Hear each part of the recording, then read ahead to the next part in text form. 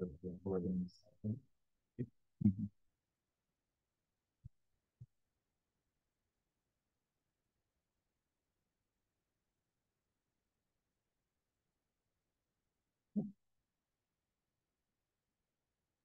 All right, so welcome everybody to this seminar. Today's speaker is Melvin, so he's a PhD student in GIST and in his final year, actually doing his final product.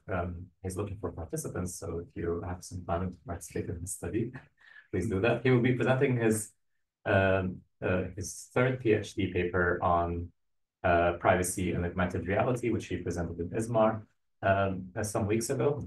So whenever you're ready, feel free to speak. Thank you. Good afternoon, everybody. As Mohamed said, I presented this a month or so ago at ISMAR, and my paper's titled "Don't Record My Private Parts: Understanding the Role of Sensitive Context and Privacy Perceptions in Influencing Attitudes Towards Everyday Augmented Reality Sensor Usage." So when the guy originally introduced me on stage, he read "Don't Record My Private PARTs," and I thought, wow, and it was like, what a cool name, but no, I can't let such a title go to waste.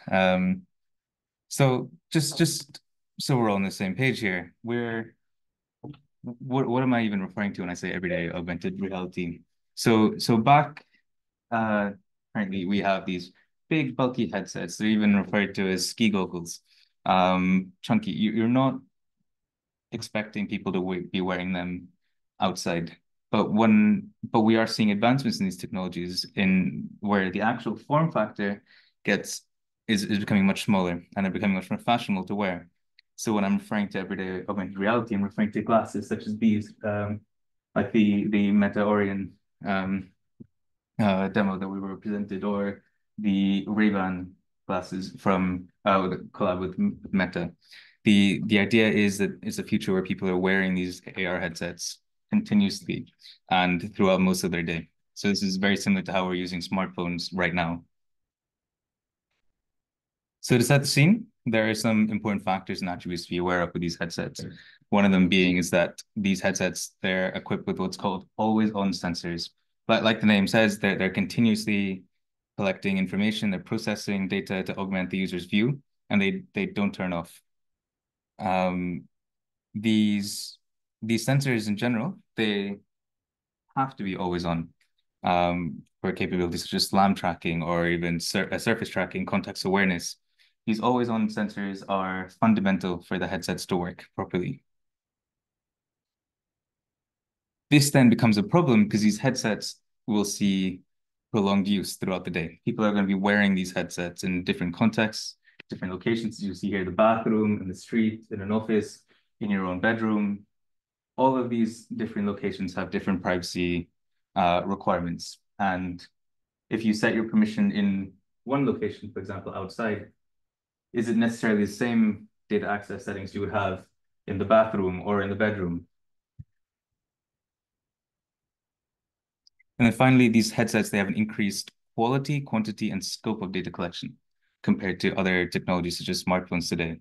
Even though these sensors are it's the exact same sensor, just the way the headset works, for an example, is when the headset is in use, it's on your face. When your phone is not in use, it's in your pocket. As you see here, the user here is using, I think, a switch, but yet his bedroom is still being collected. The guy is, going into his fridge, and yet what's in his fridge, what's around his fridge, how clean he is still being collected.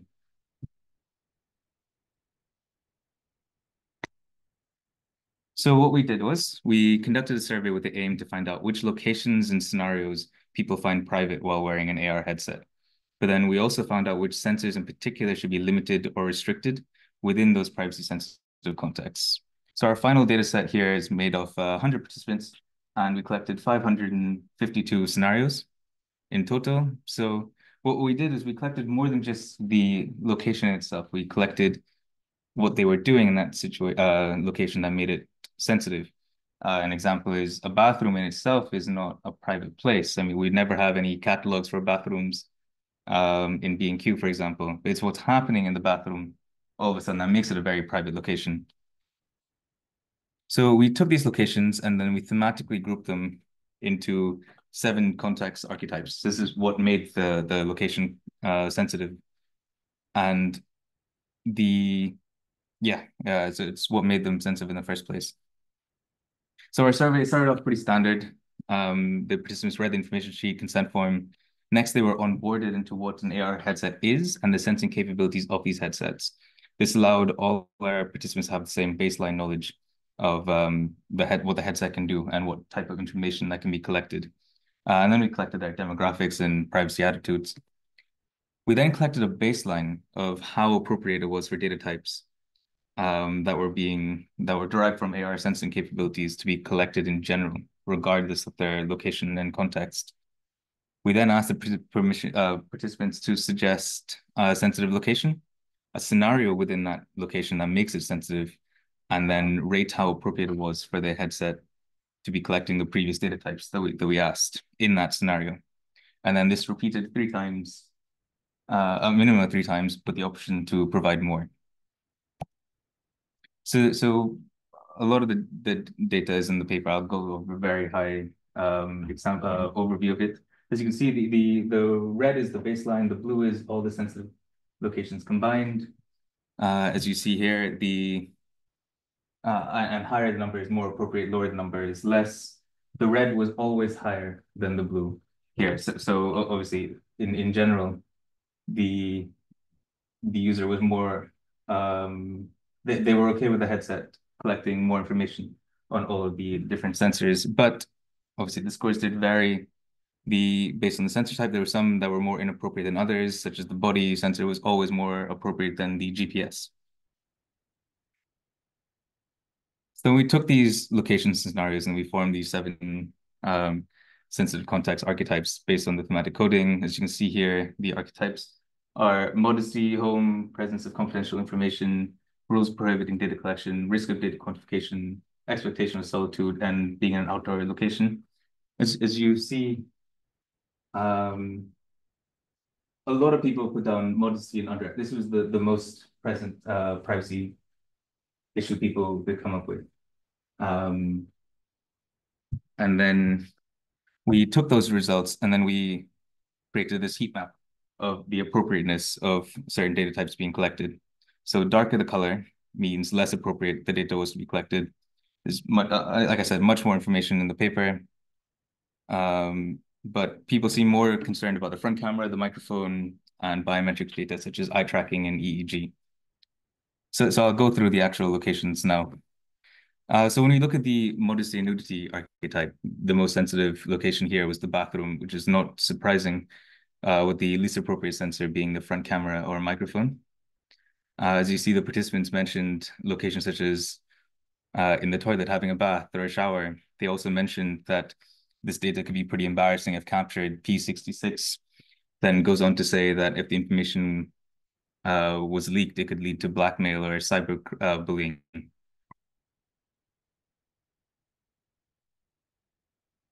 So you see here in the home environment, the most inappropriate sensor was the front-facing camera and microphone and the EEG.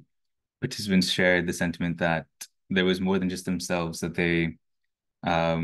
that their privacy attitudes affect, as shared by P10 here. It's no longer just affects me, but also my family. Or shared by P7, that it's an intimate moment and a situation where myself and my partner could just be ourselves. And they go on to say that they didn't want corporations monetizing their relationship.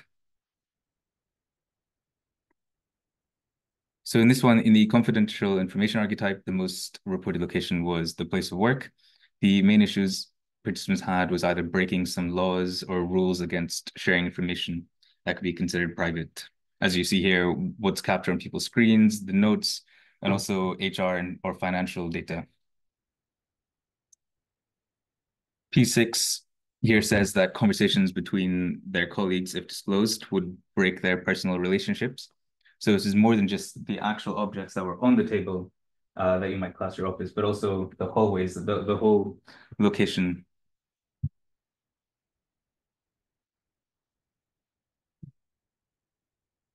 So in this archetype, it was mostly the locations where the locations themselves prohibited a certain type of data type being collected. So the sentiment here is participants didn't want to inadvertently break the rules of the establishment that they were in. As shared by P54 here, it's not allowed to record in these scenarios. We wouldn't want to get in trouble when referring to being in a movie theater. And then the most common location here was when you're shopping or eating. The main risks posed to the participants were that they didn't necessarily want their buying patterns or their behaviors tracked and then sold to sold to companies to then produce advertisements back at them. As you can see in the quotes here, I don't want people knowing my buying patterns, or I don't like the idea of my AR glasses identifying the type of fridge I have or what it contains or the type of food that I eat. Next is when people just wanted to be alone or they're expecting to be alone. With the most reported location here was an educational establishment. As you can see, the personal conversations could be collected. As P65 says, students may discuss problems or ask questions they'd rather not publicize, especially before or after sessions. Or that wearing an AR headset in itself could break the connection between somebody and their God, as expressed by P13 here. And then finally, just being outside in a public location, the main sentiment here was that once again, it's other people's privacy that's being affected without them necessarily even being aware in the first place. As P13 here says, all the random people didn't consent, around me didn't consent.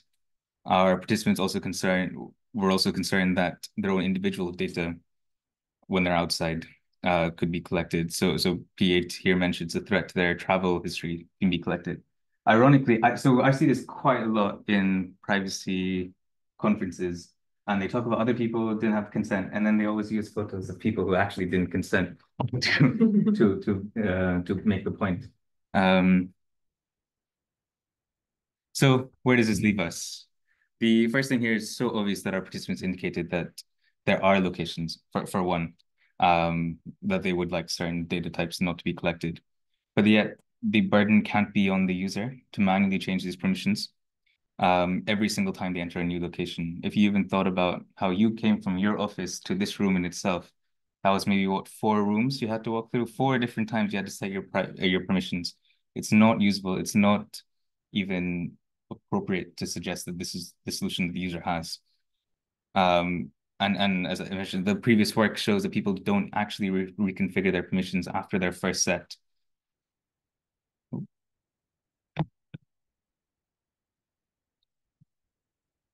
So where does this leave us? We need a new dynamic permission system that's so obviously needed in the case of moving towards finer grained permissions, such as using what's called these things called recognizers, where this is as it says, this is the raw video, but the actual application only needs to know where your hand is or your body is. So does it need the full raw audio, raw video, or is just a skeleton of the user enough? This is, I mean, this paper came out in 2013. This technology is here, but it requires a little bit more thinking, which sprint cycles don't account for, or what do they call? The people who buy into a product, stakeholders, don't have the time for. So it's extremely difficult for AR headsets to identify different contexts. How does a headset know that a piece of paper is confidential or just a generic information? This is where you need to look just a bit further than maybe an only computer vision solution.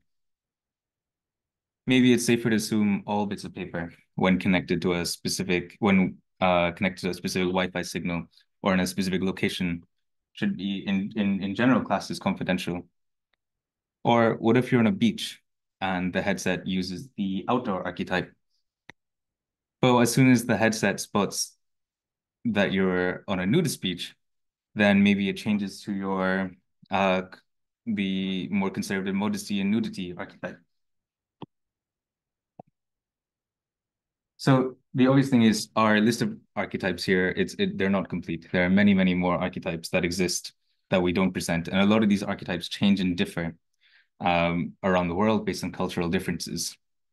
When in certain locations around the world, it might be fine to collect specific data types in the way that we mentioned in the heat maps, but somewhere else, it might be completely illegal.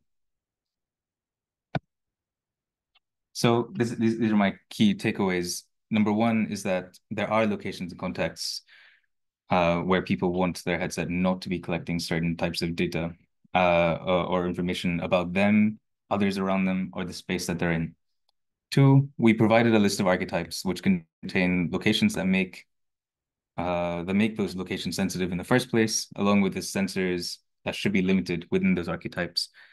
And then finally, we emphasize that AR permissions must change dynamically on the user's behalf based on the context, removing the burden from the user themselves and onto the headset.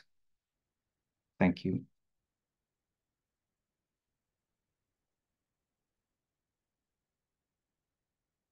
Yes. Thanks, Matt, for the really interesting talk. You listed quite a lot of places where people didn't want tracking or these sensors to take place. It almost seems like it could be like most places they don't want to be recorded. Are there any where there weren't any concerns? So we only collected the ones that with concerns. So as I couldn't answer that clearly, but my guess is a lot of these locations. One of the main findings I would say was, as you mentioned, that people just didn't want any data being collected. I mean, but they say that they would, but in practice, they don't. And then if you look at these locations, I mean, this is just being outside. This is being at home.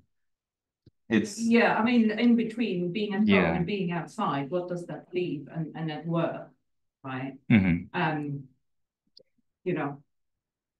Yes. So this puts developers and the users at a bit of a clash. The developers want data to even make their application work. The user doesn't want any data being collected at all. So this is where I mentioned the idea of these fine-grained permissions, of this best and middle ground of both. You still need data for it to work, but it's not as much data that you might be uncomfortable using, and which is where through the heat map, you could balance the level of data fidelity that you get based on the different archetypes that you're in.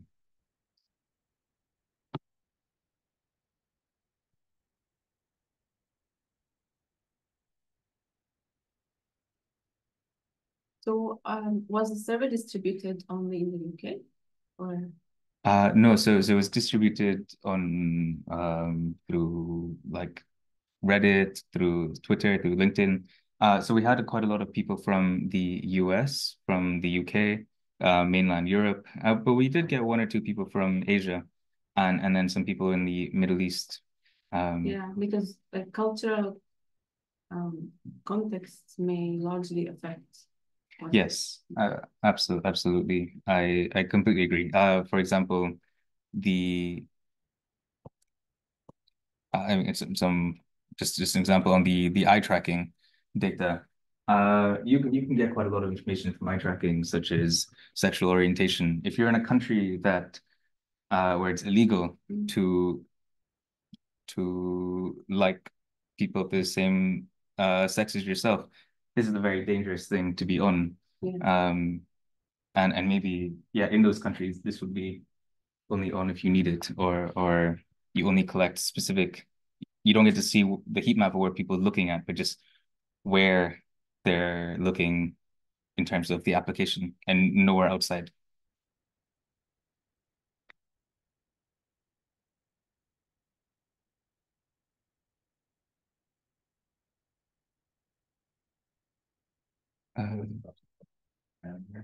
I think, if you could just repeat the question because sometimes people Yes. can't hear it. So the first question was on, there's quite a lot of points when people don't want to provide their data. How does it work? Were there any situations where people were okay with it? And then the last question was, the cultural differences between the participants.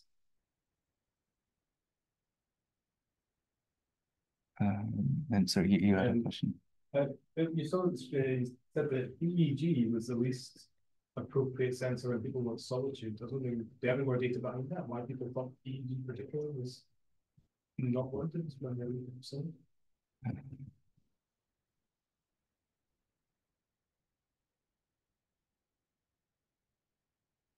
Yeah, I mean, most people just mentioned that all the sensors in general. I think EEG, because it's what you're thinking about, how you think. Maybe that's just scared people in general. So I'm not too sure exactly why EEG was more than front camera, for example.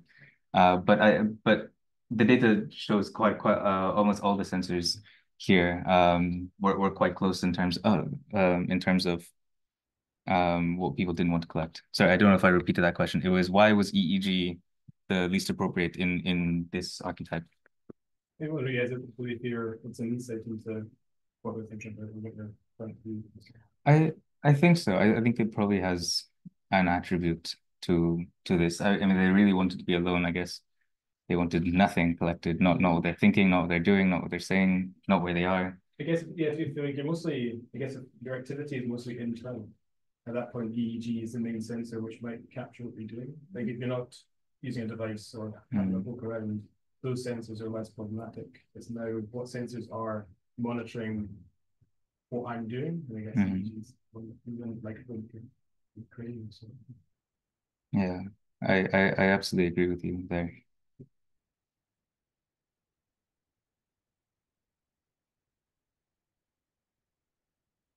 Sorry, there was a comment here.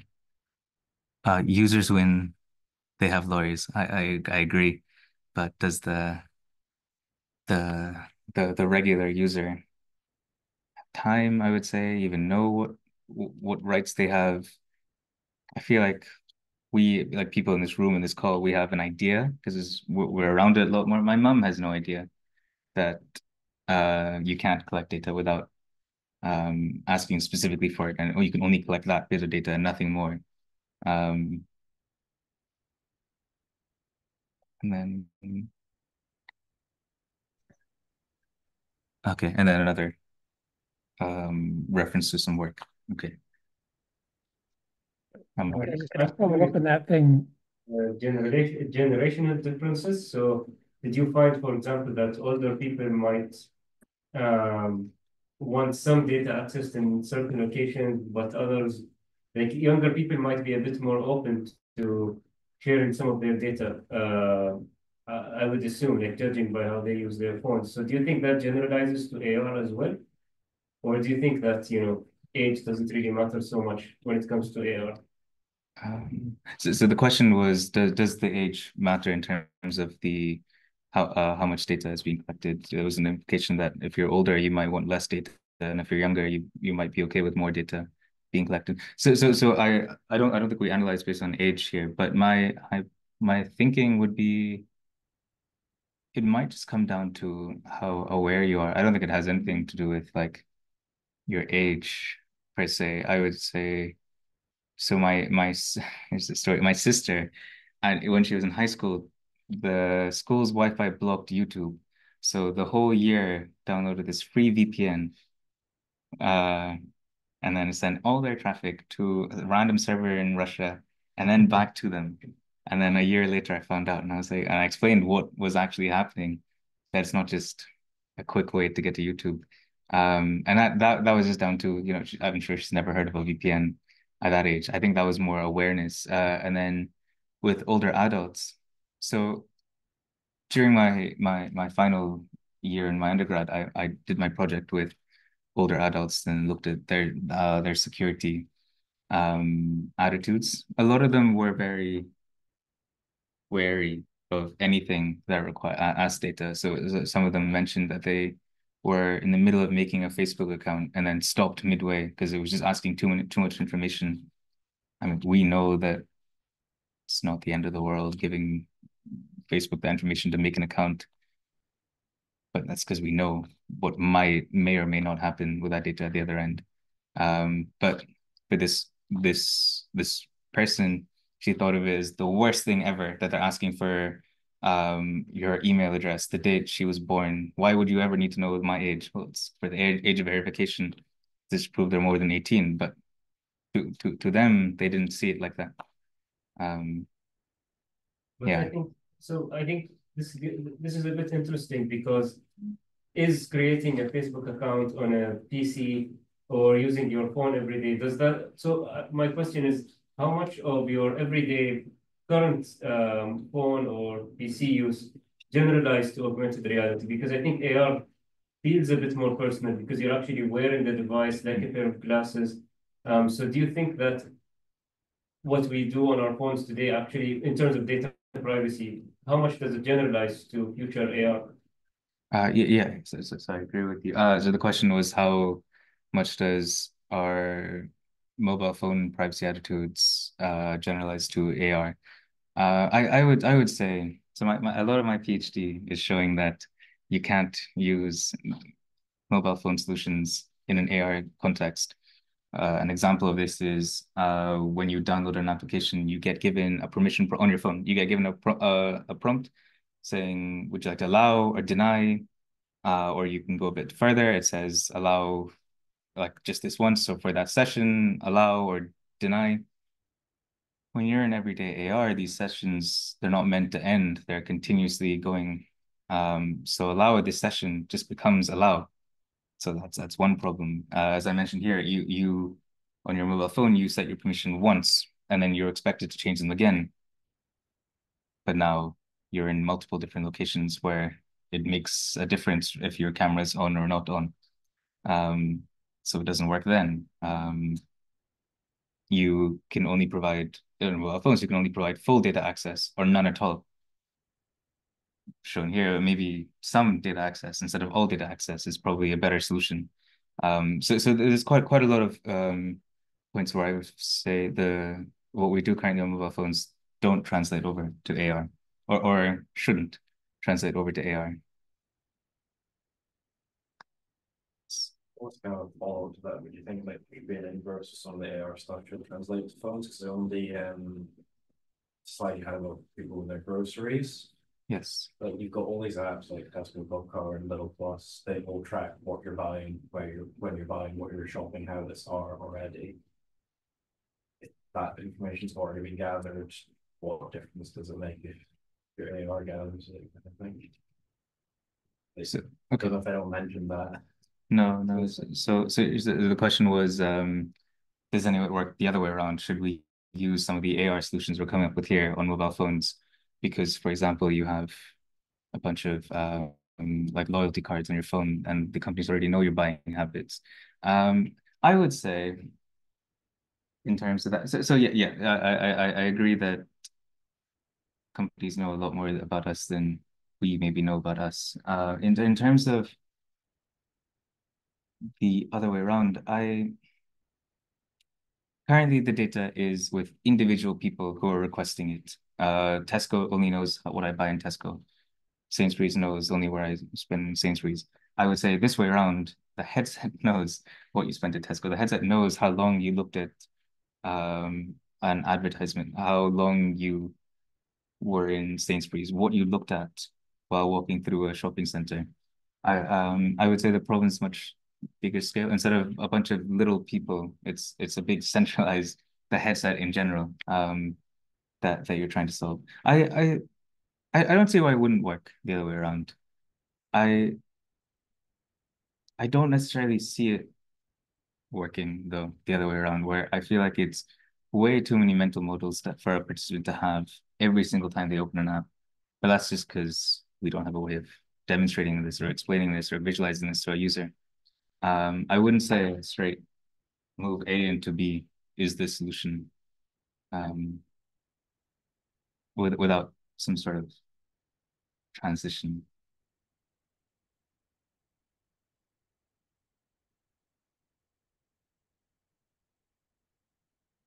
Yes. Something you say, the third point about changing dynamically based on context. Yes. Who decides that? Is it the user? Is it the environment that can process automatically unsolved as a design. I would like to be cheeky and say I decided based on the archetypes here, but no, in reality it wouldn't be.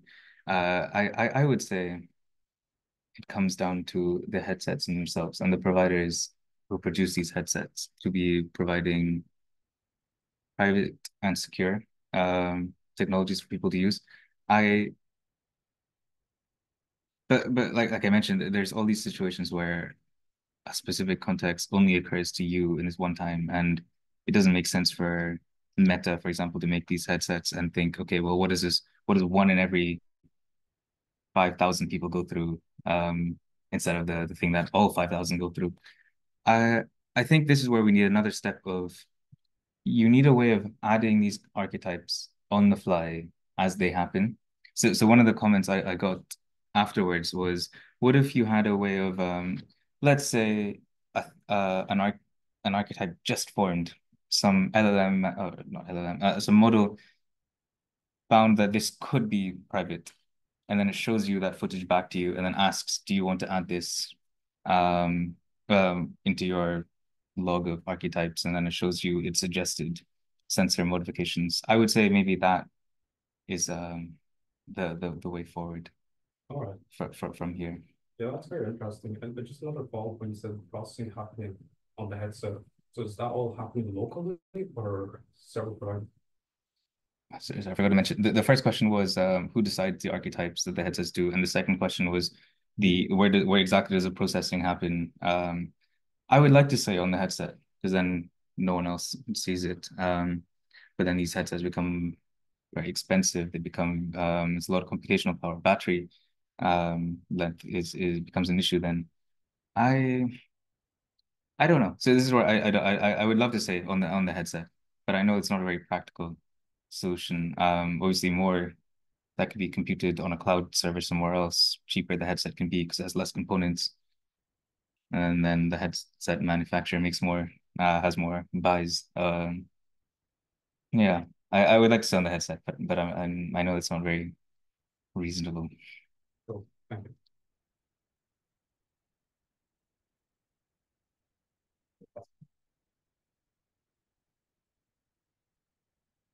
Let's thank Melvin again.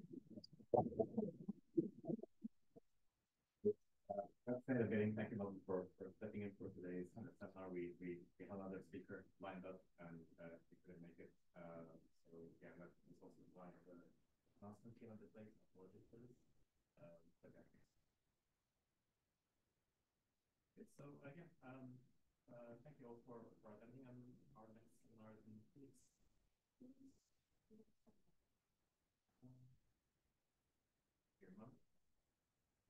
The next seminar will hopefully be a ISMAR, but the 2 weeks, are you sure about that since you mentioned the room prediction?